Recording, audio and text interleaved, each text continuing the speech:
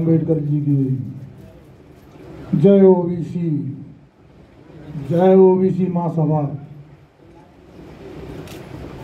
अब धीरे धीरे थोड़ा सा दिमाग आने लगा मेरे, पहले क्या दिमाग नहीं आ पाता था। अब धीरे धीरे मैं सीखने लगा क्या करना चाहिए क्या नहीं करना चाहिए। आज हमारे पत्रकार बंधु, इसमें कई ऐसे हैं, बहुत से तो सबको मैं जानता हूँ, नाम तो कह लूँगा तो बहुत समय लग जाएगा।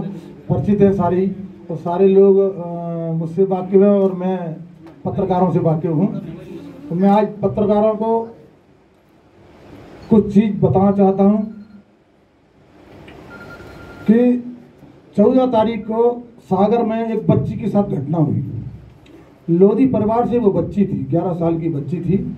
उसके घर पर एक अरुण मिश्रा जी बैठने जाते थे, उठने जाते थे, बैठने उठने, और उसी घर में उनने गलत नीयत डाल दी।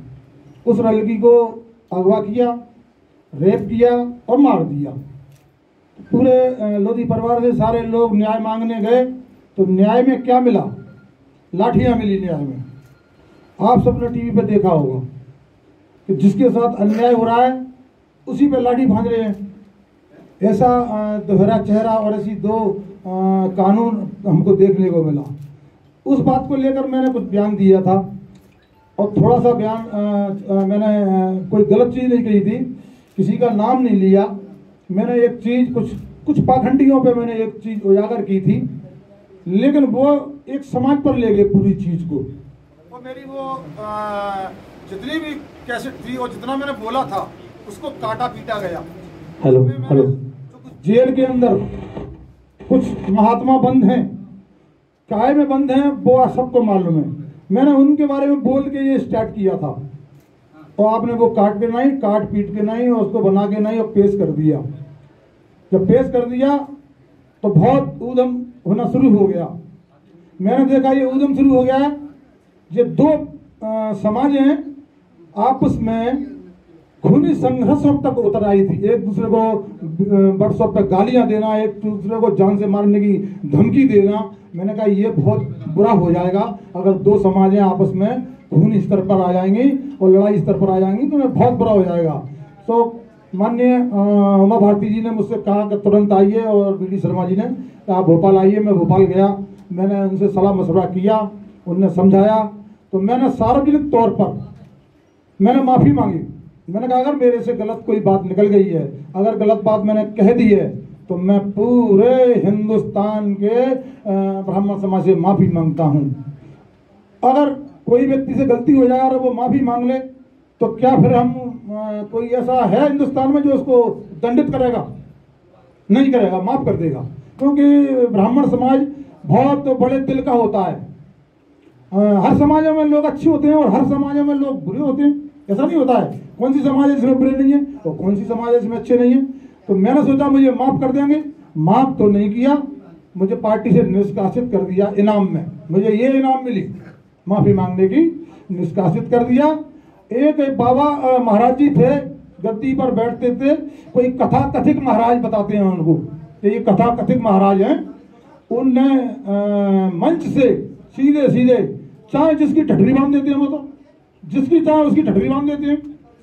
उस व्यक्ति को, मुझे मालूम है, आप भी उसकी बैक स्टोरी निकालना, उस व्यक्ति को सोची समझी साजिश के तहत उसको भगवान के रूप में उतारा गया है। भारतवर्ष के अंदर 5-6 महीने में, साल भर में उसको इतना बड़ा स्टैंड दे दिया और इतना पॉपुलर कर दिया उस व्यक्ति को कि एकदम भगवान के रूप में आ गया। सब लोग कहने लगे, उनके जो दाएं बाएं चमचे रहते हैं, सब लोग कहने लगे जिसको आशीर्वाद दे देते हैं, जिसका जैसा कह देते हैं वो वैसा हो जाता है। उनने वहां से एक चीज कही कि प्रीतम लोधी की ठठरी बंधेगी। अच्छा, ठठरी कौन शब्द बोलते हैं? महिलाएं। और नकटिया कौन बोलते हैं? महिलाएं। एक तो महिला शब्द बोलता है वो, और लगता ही वो थोड़ा सा जनाना टाइप का है वो, और महिलाएं जैसे बोलता है। और उसने एक चीज और कही, वो मुझे बड़ी गजीब लगी कि मुझे जहां भी मिल जाएगा तो मैं उसको मसल के फेंक दूंगा। आपने देखा होगा, और फिर येड़े जैसी ताली बजाता है, इतना कह गए। अच्छा, क्यों प्रीतम लोधी कोई अंगूर का दाना थोड़ी है तो तू मसल देगा? कोई अंगूर का दाना हूँ क्या? मूंगफली हूँ सड़ी पुरानी, तो मसल देगा भैया? अच्छा, तुम ही लोग बताइए, और जो कि बाई चांस में है कहीं मेरे को मिल गया ये, किसी जगह पे अकेले मिल गया तो तुम जानते हो क्या होगा? आप लोग जानते हो कि ये पजामा बिगाड़ लेगा, सुसु कर लेगा, ये बात सत्य है सामने देख के।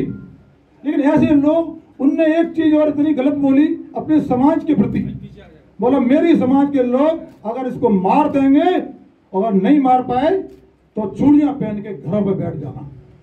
बता कितना बड़ा शब्द है ये। तुम्हारे हजारों फॉलोवर हैं, अब आज किसी फॉलोवर ने दिमाग पर रख ली बात, अब उसको भगवान तो मानते ही सिर्फ कि भगवान ने आदेश दिया हमको, हम पीतम लोधी को मार दें। अब आज किसी ने वैसे मार दिया तो मैंने शासन से बोला, मैं शासन प्रशासन से साहब को आवेदन दिए, मैंने कि मेरी सुरक्षा बढ़ाई जाए और मेरे को सुरक्षा दी जाए। तो अभी तक कोई सुरक्षा नहीं मिली मुझे।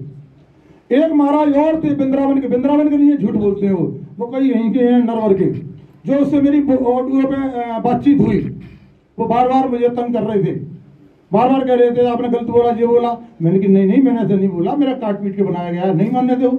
वो भी लगे अपनी बातें देने। उनने क्या लिखकर भेजा है आप लोगों को बताऊंगा मैं। उसने एक पोस्ट डाली है, अभी कुछ दिनों बाद श्राद्ध आने वाले हैं, बोला प्रीतम लोधी का मुझे इसी साल श्राद्ध चाहिए, उसका श्राद्ध होना चाहिए। बताइए कितनी बड़ी बात बोल रहे हैं। हमारा प्रशासन कान में उंगली दबा के बैठा हुआ है और मैंने 2 शब्द बोल दिए, मेरे पे केस लगा दिया। अगर वो बच्ची का अपहरण हुआ, बलात्कार हुआ और हत्या हुई, उनके घर वालों को लट्ठों से मारा, तो मेरे भाइयों हम न्याय मांगने जा रहे हैं, हमें न्याय क्यों नहीं मिल रहा है? हम भी भारत के वर्ष के हम नागरिक हैं, हम कोई पाकिस्तान के थोड़ी हैं। तो हमने भारतवर्ष के रह गई, हमने यहाँ हिंदुओं की काम किया। मेरी तो 3 समाज की 3 पीढ़ियां निकल गई भारतीय जनता पार्टी में। जब जनसंघ बनी थी तो मेरे पिताजी ने जनसंघ बनते ही स्टार्ट किया था। मेरे पिताजी ने जमीन से रगड़ कर पूरी जीवन जनसंघ को दिया, पूरा जीवन जनता पार्टी को दिया और पूरा जीवन भारतीय जनता पार्टी को दिया। 3 पार्टी बदली और हमारी 3 पीढ़ियां इसमें खप गई। हमने, आपको पता होगा और सबने देखा होगा, ग्वालियर में हमने जमीन से रगड़ कर काम किया था हम लोगों ने। हमको का इनाम कैसा मिला? और आज तक ऐसा आपने परिवार नहीं देखा होगा कि भारतीय जनता पार्टी में न तो पिताजी को, न मेरे को, न बच्चों को, किसी को आज तक मंडल तक का पद नहीं दिया। क्यों?